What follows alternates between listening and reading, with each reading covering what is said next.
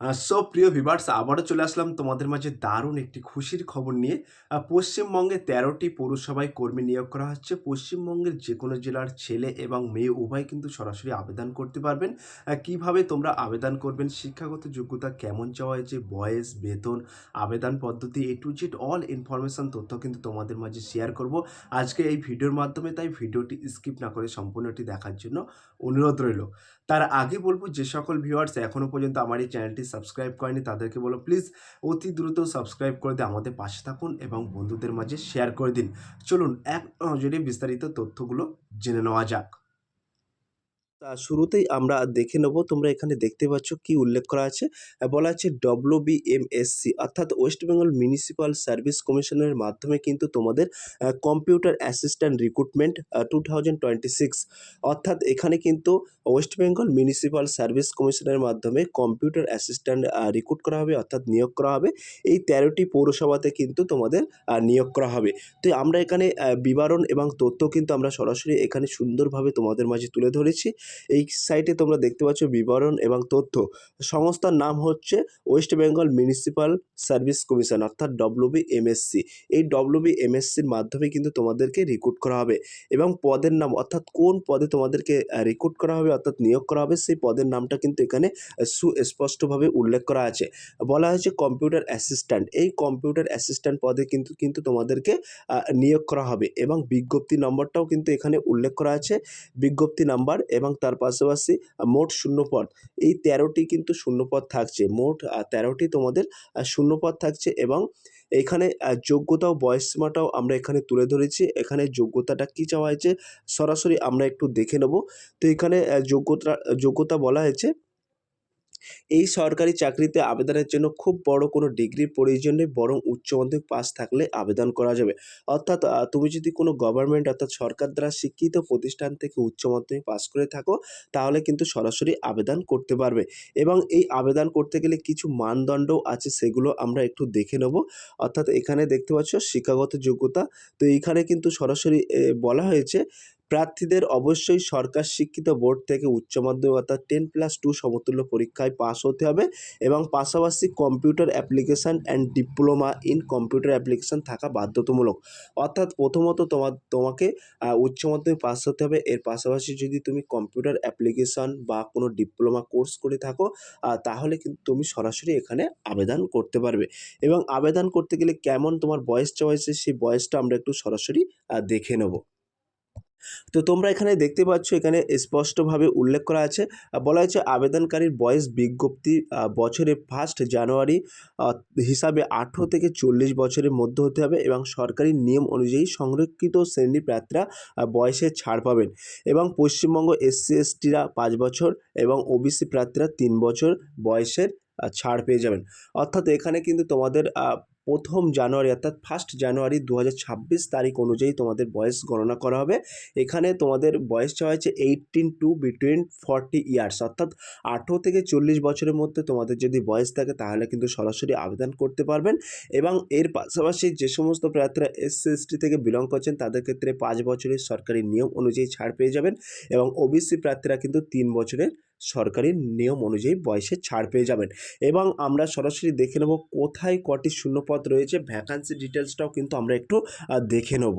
তো তোমরা এখানে দেখতে পাচ্ছ ভ্যাকান্সি ডিটেলসটাও আমরা এখানে উল্লেখ করেছি। তো এখানে কিন্তু সুস্পষ্টভাবে উল্লেখ করা আছে। বলা হয়েছে মোট 13টি ডেভেলপমেন্ট অথরিটির প্রত্যেকটিতে একটি করে শূন্যপদ রয়েছে এবং প্রতিটি পদেই অসংরক্ষিত অর্থাৎ UR প্রার্থীদের জন্য বরাদ্দ নিচেই তালিকা দেওয়া হলো। তো এইখানে কিন্তু তোমাদের এখানে কোনো রকম ক্যাটাগরি ওয়াইজ কিন্তু ভ্যাকান্সি নেই, কেবলমাত্র UR প্রার্থীদের ক্ষেত্রেই কিন্তু ভ্যাকান্সি আছে। তো এখানে ডেভেলপমেন্ট অথরিটির নাম এবং এখানে শূন্যপদ এবং ক্যাটাগরি উল্লেখ করেছি। তো তোমরা দেখতে পাচ্ছ বর্ধমান ডেভেলপমেন্ট অথরিটিতে শূন্যপদের সংখ্যা একটি। এই শূন্যপদটা UR ক্যাটাগরিতে একটি মাত্র আছে অর্থাৎ আনরিজার্ভ। ঠিক আছে, এখানে কিন্তু সবাই আবেদন করতে পারবেন। যে সমস্ত প্রার্থীরা OBC থেকে বিলং করছেন, এসসি থেকে বিলং করছেন, ইডব্লিউএস, এসসি, এসটি ইত্যাদি সমস্ত পদ থেকে যারা ক্যাটাগরি থেকে বিলং করছেন সবাই কিন্তু এখানে আবেদন করতে পারবেন। এইবার এখানে লেখা আছে জায়গা ডেভেলপমেন্ট অথরিটিতে একটি শূন্যপদ আছে। পোস্ট কিন্তু ক্যাটাগরি ওয়াইজ ভাগ করা আছে ইউআর প্রার্থীদের ক্ষেত্রে। এবং শান্তি নিকেতন ডেভেলপমেন্ট অথরিটিতে একটি শূন্যপদ আছে, এখানেও কিন্তু ইউআর প্রার্থীদের। মূলত সব কটাই কিন্তু ইউআর প্রার্থীদের, তাই দুবারা করে আমি আর বলছি না, ঠিক আছে। গঙ্গাসাগর বকখালি ডেভেলপমেন্টের একটি শূন্যপদ আছে এবং তারাপীঠ রামপুর ডেভেলপমেন্ট অথরিটিতে কিন্তু একটি শূন্যপদ আছে।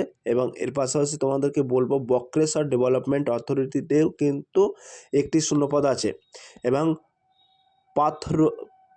পাথরচাপুড়ি ডেভেলপমেন্ট অথরিটিতে একটি শূন্যপদ আছে। এবং ফুরফুরা শরীফ ডেভেলপমেন্টেও কিন্তু একটি শূন্যপদ আছে। এবং তারকেশ্বর ডেভেলপমেন্ট অথরিটিতে কিন্তু একটি শূন্যপদ আছে। এবং চ্যাংড়াবান্ধা ডেভেলপমেন্টের কিন্তু একটি শূন্যপদ আছে। এবং এর পাশাপাশি কিন্তু মুকুটমণি ডেভেলপমেন্ট অথরিটিতে একটি শূন্যপদ আছে। এবং গাজলডোবা ডেভেলপমেন্ট অথরিটিতে একটি শূন্যপদ আছে, তোমরা দেখতে পাচ্ছ। এবং সর্বশেষ মহাবনী ডেভেলপমেন্ট অথরিটিতে কিন্তু একটি শূন্যপদ আছে। এই টোটাল মোট কিন্তু 13টি শূন্যপদ আছে, ঠিক আছে, 13টি অথরিটিতে। ক্লিয়ার? এবার আমরা সরাসরি দেখে নেব তোমরা কিভাবে আবেদন করবে। তো আমি একটি ডেসক্রিপশন বক্সে একটি লিঙ্ক দিয়ে দেবো, সেই লিঙ্কে ক্লিক করে কিন্তু তোমরা সরাসরি এখানে আবেদন করতে পারবে। এবং এখানে আবেদন করার জন্য বেশ কয়েকটি ধাপ এখানে উল্লেখ করা আছে, সেই ধাপগুলো আমি এখানে তুলে ধরছি। তো তোমাদেরকে বলা আছে ফার্স্ট কিন্তু বলা আছে অফিসিয়াল ওয়েবসাইটে প্রথম আপনার মোবাইল বা কম্পিউটার থেকে এই ওয়েবসাইটে কিন্তু তোমাদেরকে ভিজিট করতে হবে। তারপরে কিন্তু তোমাদের এই ওয়েবসাইটে গিয়ে সঠিক বৈধ ইমেল আইডি এবং মোবাইল নাম্বার দিয়ে কিন্তু রেজিস্ট্রেশন করতে হবে। তারপরে 3 নম্বরে তোমরা দেখতে পাচ্ছ এখানে কিন্তু তোমাদের ফর্মটা সুন্দরভাবে ফিল আপ করতে হবে। এবং তোমাদের শিক্ষাগত যোগ্যতার নথিগুলোও কিন্তু আপলোড করতে হবে এখানে। এবং ফি পেমেন্ট রাখা আছে, কত টাকা ফি পেমেন্ট রাখা আছে সেটাও কিন্তু আমি উল্লেখ করে দেবো। তারপরে কিন্তু তোমাকে ফাইনাল সাবমিট করতে হবে, ঠিক আছে। তো এখানে সরাসরি আমরা আবেদন ফিটা উল্লেখ করছি। এখানে তোমরা দেখতে পাচ্ছ আবেদন ফি কি বলা আছে, প্রার্থীর ধরন, আবেদন ফি, প্রসেসিং চার্জ এবং মোট ফি, ঠিক আছে। তো এইখানে সাধারণ অর্থাৎ ইউআর ও ওবিসি প্রার্থীদের ক্ষেত্রে 150 টাকা কিন্তু আবেদন ফি এবং প্রসেসিং চার্জ কিন্তু 50 টাকা, সব মিলিয়ে কিন্তু 200 টাকা কিন্তু তোমাদের ফি রাখা আছে। এবং এসসি, এসটি এবং পিডব্লিউডির কিন্তু কোনো রকম তোমাদের আবেদন ফি রাখা হয়নি, কিন্তু প্রসেসিং চার্জ রাখা হয়েছে 50 টাকা এবং টোটাল কিন্তু 50 টাকা দিতে হবে, ঠিক আছে। এবার আমরা সরাসরি দেখে নেব নিয়োগ প্রক্রিয়া অর্থাৎ সিলেকশন প্রসেস। তো এখানে সিলেকশন প্রসেসটা কি রাখা হয়েছে সেটা আমরা একটু সরাসরি দেখে নেব।